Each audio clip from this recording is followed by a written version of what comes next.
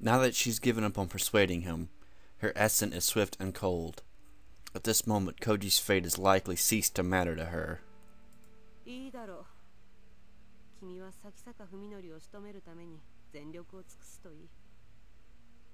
Alright then. Last time I had a good, area to judge when they were done talking. It seems like I lost that. Okay. Alright then. You do everything you can take down Sakasaka Fuminori. I'll take advantage of the opening you create.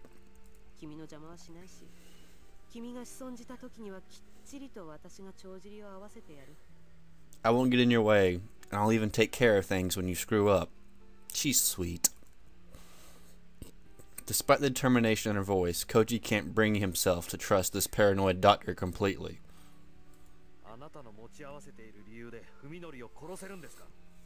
Do you have a reason to kill Fuminori? I like things neat and tidy.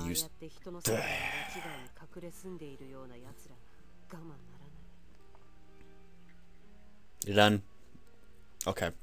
I like things neat and tidy, you see.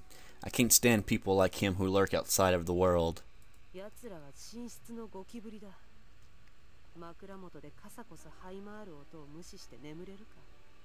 They're like cockroaches in your bedroom. Can you sleep with them scuttling underneath your pillow?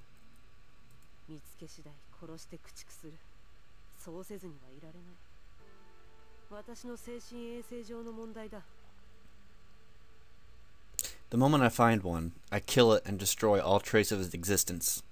I have to, for the sake of my mental well-being. Kouji understands her feelings. They're similar to his, after all. Kouji doesn't want to bring a murderer to justice, nor does he want to take revenge for Omi and Yo. If he did, he could have just left everything to the police. The reason he can't is that the villain is Fuminori. The man he believed was his friend has turned his whole world upside down. Kouji wants nothing more than to destroy all of his insanity, including his own betrayed self. His self-loathing is what's keeping him on his feet.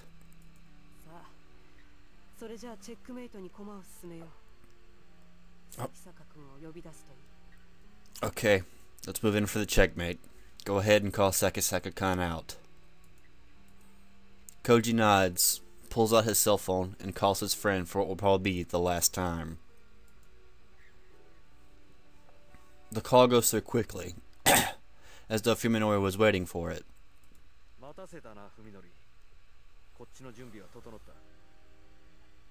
Sorry to keep you waiting, Fuminori. I finished my preparations. Kouji, where are you? Fuminori must have been quite anxious to hear from Kouji. His voice is hard and completely emotionless.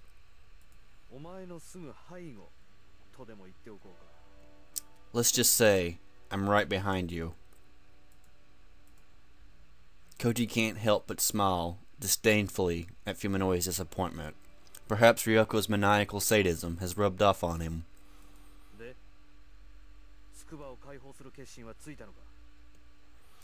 Well, have you decided to let Tsukuba go? Yeah, I suppose I have no choice. He's lying, Kouji thinks, remembering the contents of Fuminori's refrigerator. Just what part of Yo did you eat, Fuminori? Did you carve the innocent girl up like a cow or a pig? What fucking difference would that be?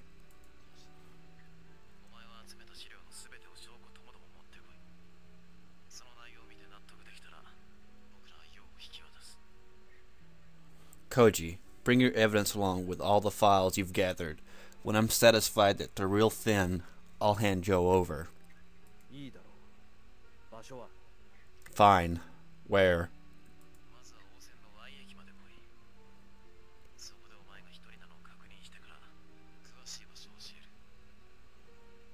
First come to the Y station on the O line. When I'm sure that you're alone, I'll tell you the exact location. You're being awfully careful.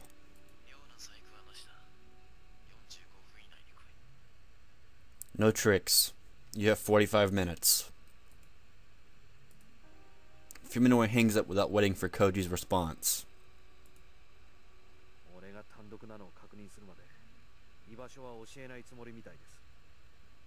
He won't tell me his location until he's sure I'm alone.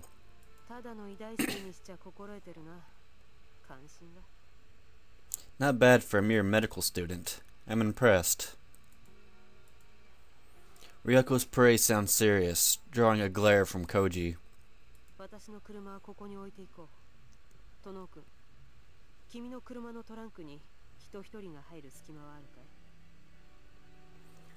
We'll leave my car here, Tono-kun. Is your truck large enough for a person to fit inside?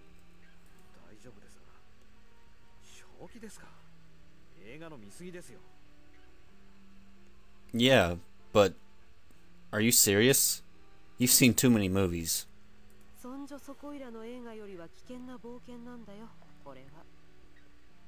This adventure is more dangerous than anything you've seen in a movie. With those bold words, Ryoko grabs her duffel bag and rises from her seat.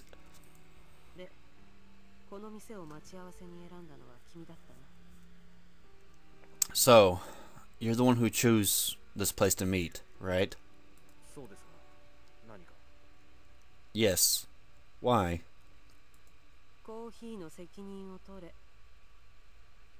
Take responsibility for the coffee, she says, tossing him a check that was left behind the waitress.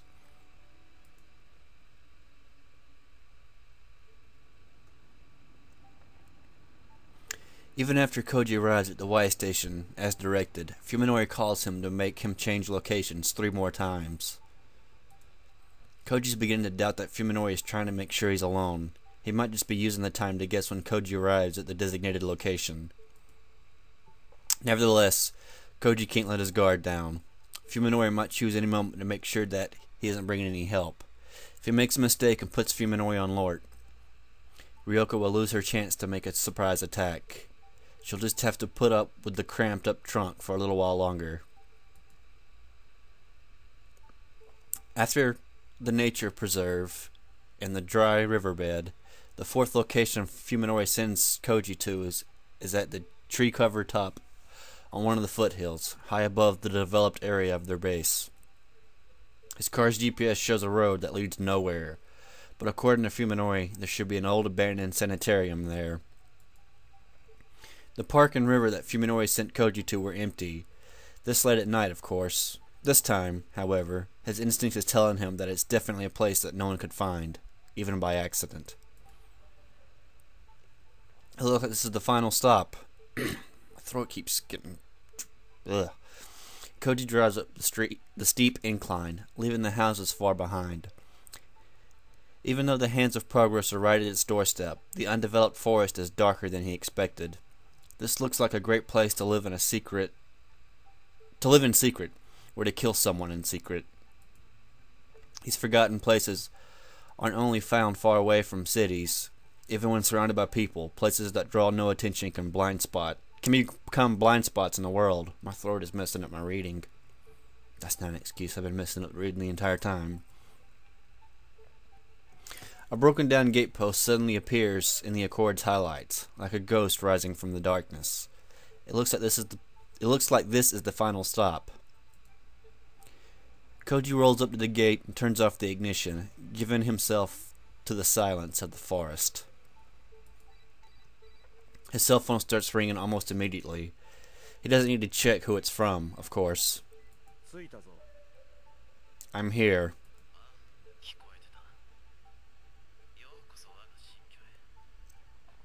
Yeah, I heard you. Welcome to my new home. Fuminori is nearby, close enough to hear the sound of the Accord's engine. A shiver of excitement shoots up Koji's spine. Come inside. Yo is waiting. Fuminori hangs up without another word. After grabbing his new maglite from the glove compartment and checking that the revolver is still in his pocket, Kouji opens the door, making sure to pop the trunk at exactly the same time. Ryoko shouldn't need any more explanation than that. Realizing that the interior roof light may stay on and broadcast to the world Broadcast that the open door and trunk aren't closed, Kouji quickly unscrews the bulb, then gets out of the car and deliberately slams the driver's side door hard. Mountains of trash littered the modest front yard, forming a serviceable barricade. Kouji sees piles of everything from small refrigerators and mopeds to huge chunks of concrete and plaster that were obviously abandoned by the construction workers. The fact that they could get away with leaving all this stuff behind shows just how remote this place is. Glancing sidelong at the rear of his car, Kouji sees no movement whatsoever inside the barely open trunk. Ryoko knows what she's doing. She probably intends to wait until Fuminore's attention is focused on Kouji, then make her surprise attack. The moon is brighter than usual, allowing Kouji to walk unaided through the front yard without tripping on anything. Staying alert, he heads for the building beyond the mountains of trash. Is this it? Are we closing in on the story? Something must be buried underneath the piles of garbage, because the whole yard is filled with sharp stink of chemicals. Even homeless people probably wouldn't come to this place, much less live here. If you need to get out of the wind and rain, there are plenty of places more suitable than this. When he reaches the doorless, gaping entrance to the building, Kouji glances back the way he came. His Accord, parked at the gate, is perfectly hidden in a blind spot behind the mountains of trash. Even if Fuminori is watching from inside the sanitarium, he shouldn't be able to see Ryoko crawl out of the trunk. Looks like she'll get her chance to take him by surprise. How many times has he stood alone like this in some ominously silent place, far removed from his everyday life? It's as though sneaking into deathly quiet houses and finding traces of unimaginable happenings has become normal as going to class. The houses he's explored before were empty and dilapidated, but necessary trappings of life were still present. They were like freshly shed cicada shells. This place, however, is different. The building is a perfect ruin, its walls and pillars rising from the dark forests like an army of ghosts, with no sign at all that people once lived and worked there. The structure resembles a skeleton more than a cicada shell. Time and the elements have stripped it of its former shape, and now there is only death. Kouji is going as far as he can. This must be the final stop. What will Fuminori's next move be? There's no question that he's planning to make Kouji disappear. But how? Just as he's about to turn on his mag light, Kouji reconsiders. If he wanders around with the light on, he'll be broadcasting his exact location. That'll give the advantage to Fuminori, who's most likely laying an ambush for him. He holds the mag light before him in his left hand, with his finger poised on the switch. In his right hand, he raises the revolver. Keeping both the gun and the mag light pointed in the same direction so that he can be ready to aim at whatever shows up when he turns on the light, Kouji steps quietly into the dark ruin. It takes a while for his eyes to adjust, but even then, he has only the moonlight streaming through the empty windows to guide him. Everything appears gray and indistinct. However, Fuminori has to deal with the same conditions, if he's hiding here. This is a battle of nerves, exhausting and dangerous, where the first to make a sound and give away his position loses. The room on both sides of the hallway are open, some are even missing their doors. Kouji sidles up to each entrance, checking to make sure no one's inside, then carefully proceeds on. This shit is tense. The stink that has been assaulting his nostrils since before entering the old building has changed. Now it smells more organic, like rotting meat. It's exactly the same smell that was filling Fuminori's house. The organism's reticulated flesh freely expands in a manner that renders cutting and piercing meaningless. Meaningless. Meaningless. Kouji grits his teeth and forces the madman's words out of his head. What good can come of taking them seriously? Now isn't the time for such useless. Squish. Oh shit. At the sudden noise, Kouji freezes and stares down the hall. It was a wet sound, like someone dragging their feet through a swamp, and it came from the room at the end of the hall. Something is there. Something that can make noise. Moving silently and keeping his light and gun at the ready, Kouji creeps in the direction of the sound. Squish. Squish. Now it sounds strange, like someone squeezing mud through their fingers, and he gets closer. Kouji begins to hear some kind of animal's labored breathing. Could it be Fuminori? No, that's impossible. He should be holding his breath somewhere, waiting for a chance to ambush Kouji, not carelessly making noise. As he proceeds, the strange sound coming through the cracks in the concrete walls becomes clearer and clearer.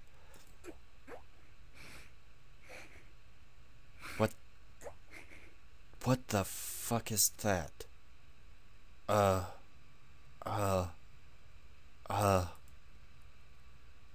Kouji finds himself standing at the entrance to a room. It's filled with thick, vicious darkness, just like every other room that he's passed. There's more than just darkness, however. Something is definitely there. He can hear pained breathing, like that of a wounded animal, and what sounds like sobbing. Sobbing? No, Kouji. Who's there? Kouji whispers into the darkness. Now that he's given away his position by speaking, he might as well turn on his light. For some reason, however, Kouji hesitates to do something so irreversible. Sobbing. The last time I heard her voice, on the phone, she was sobbing. The wheezing sound suddenly stops, as though whatever is holding its breath. And then... What? Kouji-kun? A whisper comes out of the darkness, though not in a human voice, not by any measure. It speaks some blasphemous semblance of human words. A nightmarish flash of insight connects the dots in Kouji's mind. Tsukuba? It can't be. Tsukuba Yo doesn't sound like that.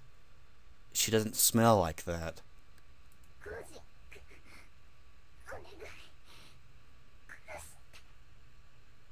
Jesus.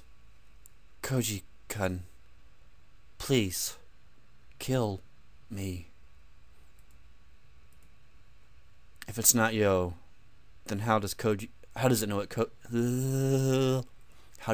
Kouji's name? Why is it begging him for help? Even so, it can't be Yo. She's human. She wouldn't be slithering around like whatever slimy creature is hiding in the darkness.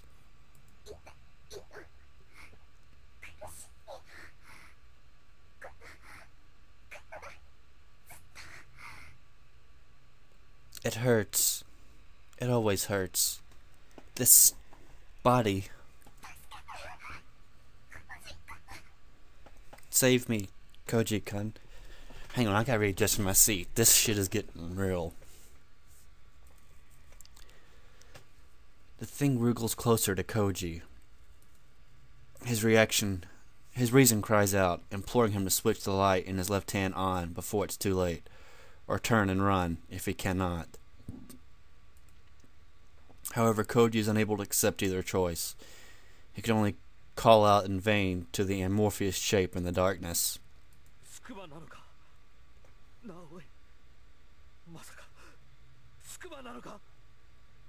Are you Tsukuba? Hey, are you really Tsukuba?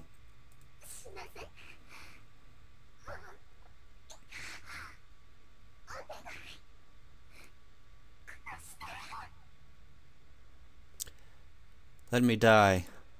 No, more. Please. Kill me. And I'm gonna give you guys a cliffhanger.